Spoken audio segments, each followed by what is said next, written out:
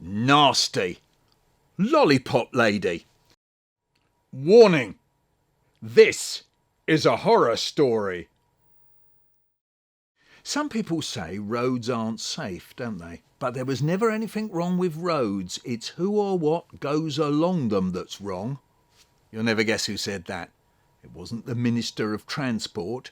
It wasn't on the telly. It was my old friend, the Bakerloo Flea Woman.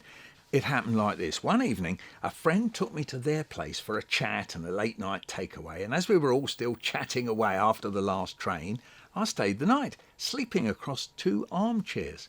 In the morning, when I left, it was after everyone else in the house had gone. I wasn't quite sure where I was, so when I came out of their house, I walked to the main road, and as I came round the corner, there was something that nearly took my eyes out. Standing in front of me by the side of a zebra crossing was a lollipop woman. But the lollipop woman was not just any old lollipop woman. She was the Bakerloo Flea Lollipop Woman. I was knocked sideways. I went up to her straight away. "But it's you," I said. "It's you." "I never knew you were a lollipop woman." "Neither did I," she said. "You know now, though, don't you?" I said. "No," she said. "Well, you got the white coat, the blue hat, and the Stop Children thing on the end of a pole. You look like a fair copy of one." "Good," she said. Every now and again she was having to stop me talking because there'd be a school kid or two to take across the road. "Why don't you know you're a lollipop woman?" I said. "Sometimes things aren't quite as simple as they look," she said.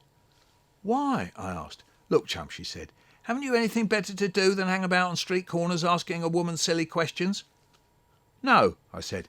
"Fair enough," she said. "Give me 10 minutes more of my duty here, and I'll meet you on the first bench on the left through those gates over there, and I'll tell you the lot." So I went off into a bread shop, bought a hot chicken pie, went through the gate, turned left, and there was the bench. There was a pond with a duck on it and 2 trees as well, the kind of place that gets called a park in places where there aren't any parks. Anyway, 10 minutes later, just as she said, she's there in her white coat and blue hat and a Stop Children lollipop. She sat down beside me on the bench. "Suits you," I said, nodding at her coat. "That's me battle gear," she said. "Been out there fighting the giant trucks?" I asked. "As if," she said. I knew by now that if you want a story out of the Bakerloo Flea Woman, you have to keep pegging away and not get sidetracked. So I was a bit short. "You're a lollipop woman," I said. "Why?" She laughed. "Because a woman's got to do what a woman's got to do. You see that road out there?" "What, the main road?" I said. No, she said, "the one that led onto it. That's what men in offices call a through route." I know all the words now, you see. 2 years ago, the Johnson twins, well, one of them, was knocked down on that through route on their way to school. Last month, a little boy, another little boy, Otis Williams, he was knocked down too. Same time, same place. Both times they tried to make out it was the kiddies' fault. They said they'd run out onto the road. Both times they blamed the parents and the teachers for not teaching the kids their crossing the road rules. "Who blamed them?" I said. "The papers. They said the kids weren't being looked after properly. So it took those accidents for them to get round to putting up a zebra crossing out there," I said. "Don't you believe it, son," she said. "That's not a real zebra crossing out there." "What, like you're not a real lollipop woman?" I said. "Right," she says. "You're learning. It was like this, see. For 2 years, after that little boy got knocked down, the people in these flats have said their kids aren't safe on this road. I tell you, one of those children, I'm sorry to say this, I'm very sorry, never came back from the hospital. And on the day, almost every single person on this estate turned out and blocked the road for over an hour. You see, when the cars came to pick up the flowers and the family, nearly everyone was out lining the pavements to show their respect. It was just too much for many people. So the ones who were on the wrong side of the road surged across it. Well, that fairly well blocked the road, didn't it? And of course it wasn't long before there were cars and lorries coming along trying to get through to the main road. Now, those of us who were there, we weren't having none of it. We were that upset, It was more than we could take. "You can wait," People were saying, "Go round the other way," we shouted at them. And I remember the fella driving the first truck stuck his head out of his cab and shouted, "We can't get through on the other road. They've cut down the size of the road with pillars." That hit home. You see, he was talking about Webster's Drive up there. Well, those pillars fairly made my blood boil. So there we are, in the middle of the road, holding up all the traffic, paying our respects to the boy. The cars went off, and we were left standing there, talking about things. Any rate, somehow we just stayed there, waiting for the cars, from the other place, to come back. And while we were waiting, some of the cars stuck in the jam started hooting, their drivers got out and yelled at us, and kids ran about shouting, "You can't come through, you can't come through." I tell you, it was chaos. A policeman turned up, went away, 2 policemen turned up, went away, but people just went on talking until all the cars from the place came back. Oh, it was a bad day. Everyone knew the boy. Yeah, and the twins, like you always do know twins, don't you? Oh, it's awful. Word went round that something had to be done about the traffic using our street as a shortcut. All the more so now that Webster's Drive was blocked off. Mrs. Youngways, off the same balcony as the twins, started a petition. At the time we thought it was a really good idea. We knocked up every single person on the estate and down the street to get them to sign the petition saying it had to stop. I can't remember the words, but I think everyone signed it. Then we piled up all the signatures and 10 of us took it off to the town hall. We tried to get the local paper to take a picture of us on the steps handing it in. Yeah, they didn't. So Vi Youngways sent a letter to them complaining, and the editor said he thought we were being political about people's misfortunes. Well, that really made us mad. No one had mentioned politics. All we wanted was a safe road. Anyway, we got a letter back off the town hall about how they'd look into it. I ask you, what was there to look into? A crystal ball to tell us when the next one of our kids would get knocked down? Have you ever stood near to a heavy lorry as it rushes past you? The noise and the smell and the rush of air and the filth of it. The sheer weight of these things makes the ground shudder. What a thing for someone to send hurtling past people's bedrooms and front doors every day, eh? Mad. Anyway, about a year later, we heard that nothing could be done. The cars and lorries had to go on using our street. That was when it got to our ears that one of the people up the town hall who had helped them come up with this nothing can be done business happened to live in, you guessed it, Webster's Drive. Well, that bit of news went round the houses like wildfire. We were furious. Just the suggestion got my blood up. But then, when someone else from the council wrote and said, "We can't afford it," I lost it.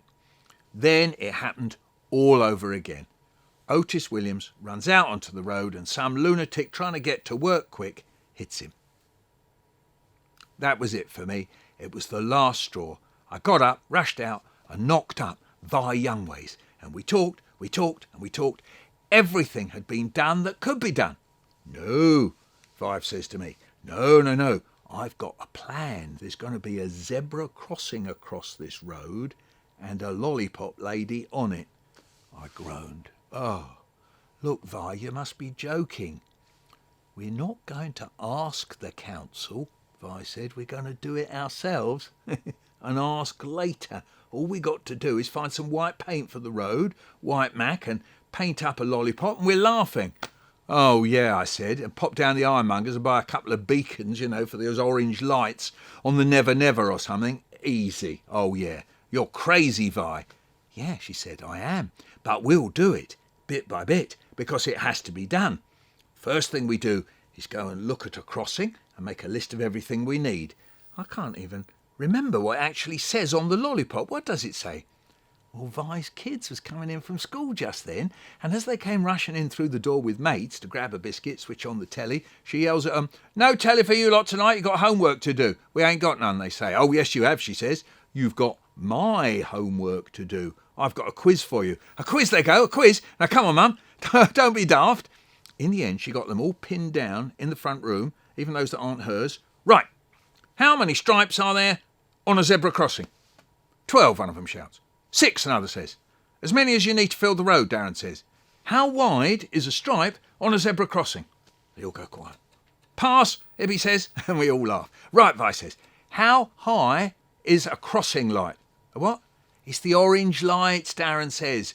Ask us real questions like football. How high is the light, Vi says. OK, how high, Mum? Well, I don't know, Vi says. I'm asking you. Well, haven't you got the answers there then? No, I'm trying to find out. Look, she says, we want to know all the facts about zebra crossings. Well, how do you expect us to know all of them? Well, you're always out on the streets, aren't you, Vi says. The other kids, not hers, are trying to get out the door again. They think she's going crazy. So I have a go then. Look, I says, this is no game. Vi's got this plan. We're going to paint our own zebra crossing on the road, and we could do it in all different colours, says one of them. Doesn't have to be black and white, does it? Well, of course it does, Vi says. And the other thing we've got to do is make a lollipop. Who can remember what's written on it? It says, stop. No, I don't. It says, cross now. You know, the women's hats are different from the men's, Lorraine says. Right, we've got to find out all these things, Vi says. And she looks at me, Vi does, and winks. I saw you, Darren says. What are you going to do? So now, Vi shuts the door on the 6 kids there. Right, she says. What I'm going to say now is so secret that we're going to have to swear solemnly and forever never to tell anyone, because if anyone tells, all hell will be let loose on them. The way Vi said that scared me. I want to go home now, Patrick says, one of her kids' friends. Too late, Vi says. I thought that was a bit much. Poor kid looked scared stiff. Vi shut the curtains. She really meant business now. Then she turned to us all and says what was on her mind. We've all got to swear together, never, never, never to tell anyone about what we're going to do, because if anyone finds out before we do it, they'll try and stop us. I couldn't hold myself back. Well, when are we going to do it? I said. Tonight, Vi said. No point in hanging about. We've been hanging about for 2 years, and it's a fat lot of good that's done us. We're going to go out onto the road at 3 o'clock in the middle of the night and paint that zebra crossing on the road. I thought Vi had gone off her rocker. You're crazy, girl, I said. You're crazy. These children can't stay up all hours painting stuff on roads.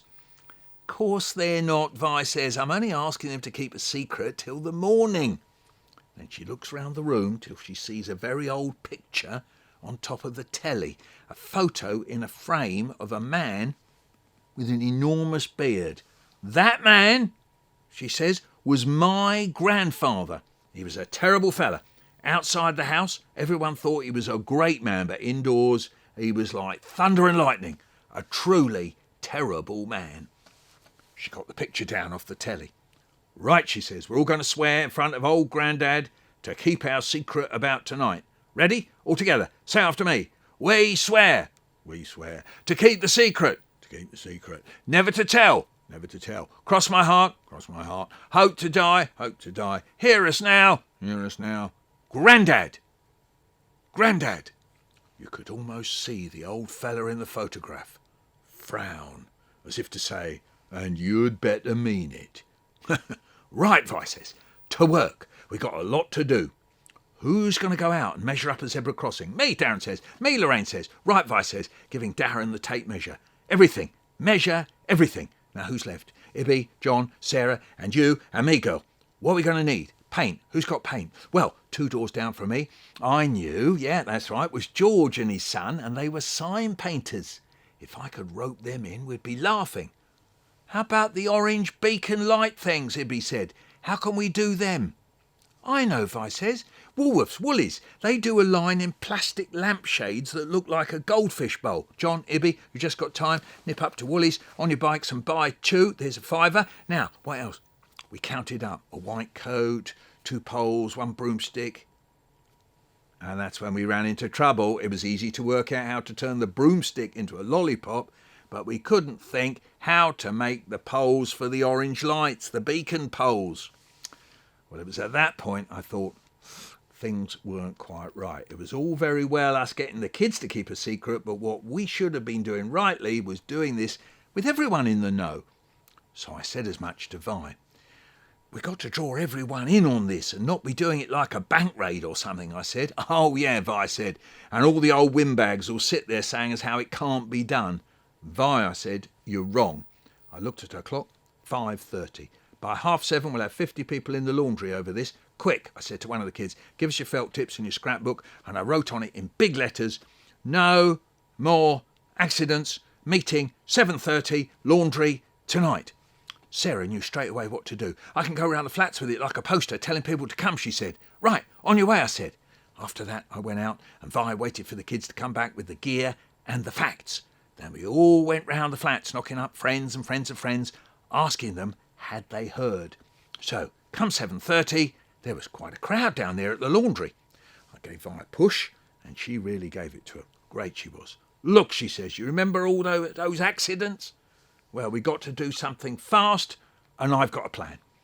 Tonight we could make a zebra crossing across Gifford Street and we'll have a lollipop lady on it in time to take the kids across in the morning. So what do you think?" At that there was uproar. Everyone began talking at once. Some people were laughing, some people were saying it's against the law, and others were saying I'd go to prison if it meant saving kids' lives. "Now, come on everyone," I said, "let's be practical, right? Darren, read out what you got there." He told everyone what they'd found out, and then Vi held up a broomstick, and Ibby and John held up 2 plastic lampshades, and Sarah holds up a white coat she got from the chip shop lady, and George, the sign painter, held up the paint. "And that's as far as we've got," Vi says. Everyone cheered like mad. "Hooray!" "But what are we going to do about the poles for the orange lights for the beacons?" George asked. Darren was right in there with the facts about how fat they are, but for a moment we couldn't crack it until Lorraine remembered something they'd done at school. "Couldn't we build them out of those like cardboard cartons that are like tubes, you know? We once did that at school," she said. And then everyone cheered like mad and people rushed off to get them. And George, the sign painter, talked to the kids about what it says on the lollipop so he could get on with that right away. And a couple of men there were arguing about what paint was best, and they had at least half a dozen kids dancing around them saying, "Can we come? Can we do some?" They were dying to stay out until 3 a.m. and splash a bit of paint on the road. To tell the truth, I was too. The idea of taking hold of a great big paintbrush and sloshing a great white strip across the road in the dead of night, well, that appealed to me too. After a while, people drifted off to bed and there was only a few of us left to actually do the deed.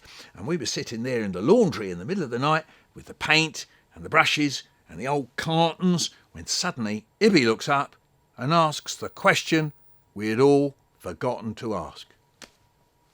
"So who's going to be the lollipop lady?" There was total silence, because no one else spoke up. I did. "I will," I said. "I'll be your actual lollipop lady, and I'll need a hat for the job," I said. And I picked up a peaked hat that was lying there. "How do I look?" I said. "Not a flat cap," Lorraine said. "Lollipop women wear they're like higher ones." "Well, we can't get one of them now." Then Ibby said, "Sarleek could make one." "Could he?" Vi says. "Course," he says. "Well, you ask him then," Vi says. And off went Ibby, and about 2 hours later, at gone midnight, Ibby came over to the laundry with Sarleek. And Sarleek took out a bag, and wrapped in tissue paper was a navy-coloured hat with a peak, yeah? And on the front there was a little silver badge that said, "Somebody or Other's Cricket Club." It looked marvellous. And as I sat there with the Bakerloo Flea Woman, I looked at the hat, and there the badge was. "Yeah," she said, "that was it. We were all set, so we waited until 3 a.m, a little band of us. There was me, George the painter, and 2 of his pals with brushes and rollers, a couple of young lads who said they'd rig the beacons up with staples and super glue and buckets, and there was 2 girls who said they'd keep a lookout. We crept out onto the road, and the funny thing was, I wasn't scared. I had the feeling that in every one of the flats there was someone peeping from behind the curtains, wishing us well. Oh, it was lovely. It went like a well-oiled machine. No one spoke out loud. We just got on with the job. Out there, in the middle of the road, in the dead of night. I've never seen paint look so white. Oh, and those lights, the beacons, oh, they looked a treat. Everything went smoothly until one of the guards came running around the corner. "Scarper," she says, "Scarper." "Who is it?" I says. "Fellow with a dog." "Who?" "I don't know," she says. "OK," I said to the others, "leave the beacons here, pick up your gear, and we'll wait down the alley." They grabbed their paint and the roller, and we made off for the alley. We had a view from where we were and saw the man they call the Major come round the corner with his dog. It couldn't have been worse, because he's the kind of bloke who prides himself on spotting something funny or suspicious going on, ringing for the law and getting himself a medal for it. We held our breath. Him and his dog get to our brand new, half-finished zebra crossing and he didn't notice a thing. His dog did though, yeah. He only goes up to our lovely new orange light, sniffs it, sticks its leg up, and baptises it, doesn't he? But the Major, he didn't bat an eyelid. We crouched there in the alley waiting for him to twig, but the dog finishes and he carries on up the road. When he had gone, we came running out of the alley and the painters finished off. I had a go. I did one of them zigzags. Oh, it was a lovely feeling, spreading this white paint on the road. It felt like naughty but right, all at the same time. You felt proud but wicked. I can look at that bit of the zigzags on the crossing next to it, and say, I did that bit, and I suppose all the others do the same with their bits. Anyway, job done. We packed up, dashed back to my place for a quick cup and a sandwich. There were people looking out their windows, dotted about all over the block. I could see faces looking out at us as we crossed the courtyard, waving and laughing, so we waved back. You'd have thought we'd won the cup or something. Way, way. Mind you, that's what it felt like. Back at my place, there was a welcoming party, quiet but excited, all giggles and whispers. The Major's dog got the biggest laugh of the night, of course. Anyway, most of us had work to go to in 2 or 3 hours' time, not least me, in Eva's white coat and Salique's hat. "Come on, girl, let's be having you. Let's see you in your gear," someone says. So I put on my chip shop overall and picked up my lollipop, and someone pinned my hair, and I stand there. Then one of the lads does the Duke of Edinburgh on me. He puts his hands behind his back and does the walk past, the inspection job. He walks past me, stops, comes back and says, very good. One of our old lollipop girls. Very good." Suddenly, he looks at my hat. Cricket club? What are you? Bowler?" I curtsy. "No, Your Majesty," I say. "I'm bats." Ha ha! Everyone laughed and we went shh, and we fell into the armchairs laughing and trying to keep quiet. 2 hours later, there's me on the road stopping my first lorry. Everyone was coming past, laughing and wishing me good luck. And when I stopped that first one, there were people in the flats, all looking out of their windows, calling down to me and clapping and whistling and cheering. Way, way! You'd have thought I was a footballer or something, the carry-on there was. And every now and then I looked up and saw those Woolworths lampshades sitting on top of the poles, and I could hardly stop myself from laughing.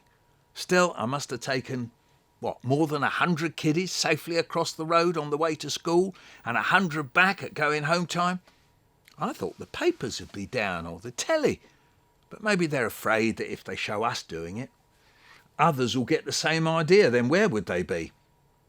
"Have the police been down and stopped you?" I asked. "Oh, not yet," she said. "This is only my second morning on. For all I know, the council will scrub the road clean." "Well, what will you do then?" I asked. "Well, paint it again," she said. "Well, you could be in big trouble for holding up traffic and wearing a uniform." "Well, then Vi'd come and do it." "And then Vi'd get done," I said. "Well, then Otis's mother would do it." "Would she?" I said. "Of course," the Bakerloo Flea Woman said. "Anyway, we'll keep going, and in the end they'll have to make it lawful. They'll have to.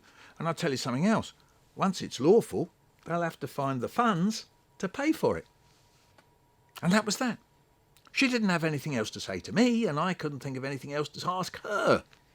"Oof, I'm parched after my morning stint," she says. I'm off home to grab a quick cup of tea.